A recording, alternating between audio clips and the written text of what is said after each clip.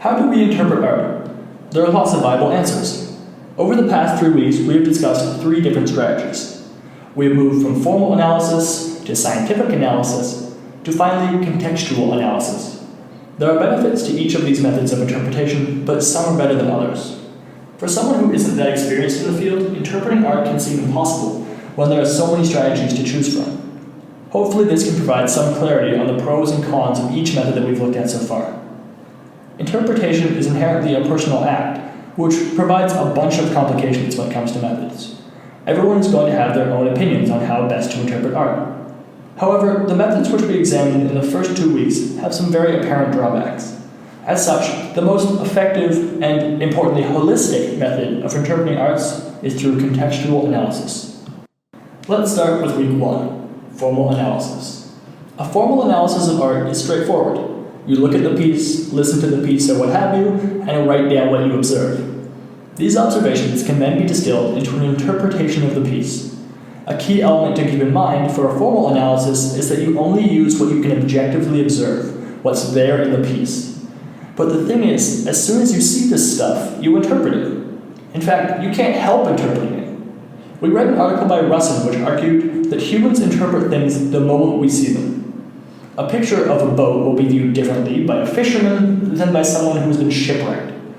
Although they may not be consciously aware of it, they have an implicit association with such an object that formal analysis just can't take into account. But wait, you'll cry. Formal analysis is great because it gets rid of bias. It stops people from being swayed by their own experiences. Well, yes, but isn't that kind of the point of interpretation? Isn't that kind of the point of art? Without a personal context, then what's the point at all? Formal analysis implies that everything about art can be reduced to logic and objectivity. And then there's yet another problem with this method. Let's take a pretty well-known piece of art, The Last Supper, expertly recreated here in its original medium.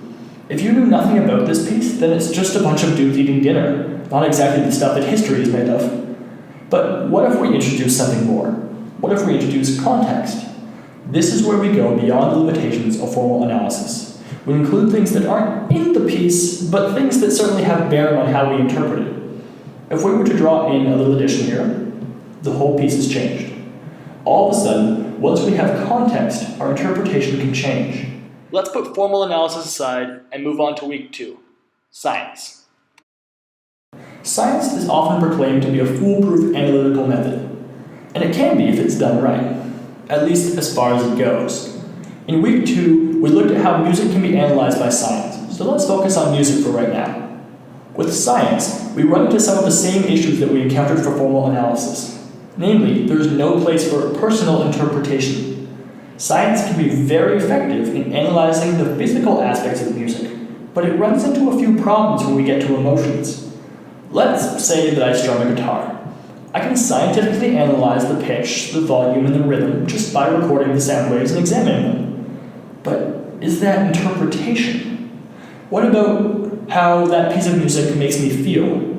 Can science really quantify things like emotions or background? Sure, you can ask me on a scale of 1 to 10 how happy music makes me feel, but is that really a strong piece of interpretation? Emotions can't be put through some scientific machine that plunks out facts and data. They aren't so easy to articulate. And even if you were to give me a survey and we were to assume that all my feelings can be transformed into numbers, what questions would you ask? They say that a picture is worth 1,000 words, but I'd say that a picture also creates 1,000 emotions. Can we really ask enough questions to understand every single feeling someone has about a piece of art? Additionally, there's no way of quantifying cultural context. Maybe I come from a Catholic background, so I have a certain association with hymns, but you can't measure how Catholic I am, just like you can't measure how much I enjoy a piece of music. There's simply no scale. Get it? Scale? No? Okay, moving on. Basically, science is great at measuring some parts of art and not so great at others. The most important thing, though, is that science isn't about interpretation, it's about measurement and analysis. The difference between measurement and interpretation is the very act of interpretation, which is personal. So it seems like science doesn't quite work either. Maybe week 3 will have some more answers. Week 3, we did it. Home stretch. Okay, so contextual analysis is a way of saying analysis that includes context. This seems pretty convenient since this entire video so far has been a rant about how other methods don't have context.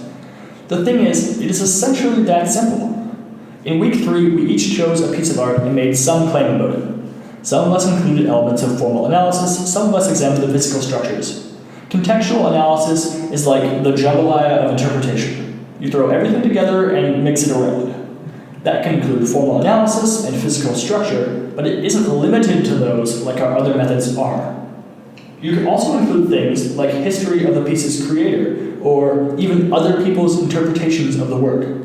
There's no real reason not to, since it's quite likely that other people will have an influence on your own interpretation. Contextual analysis is the most holistic method of interpreting the arts, and that's what makes it the most effective. Thanks for watching. Interpret this however you like, because, again, that's the point.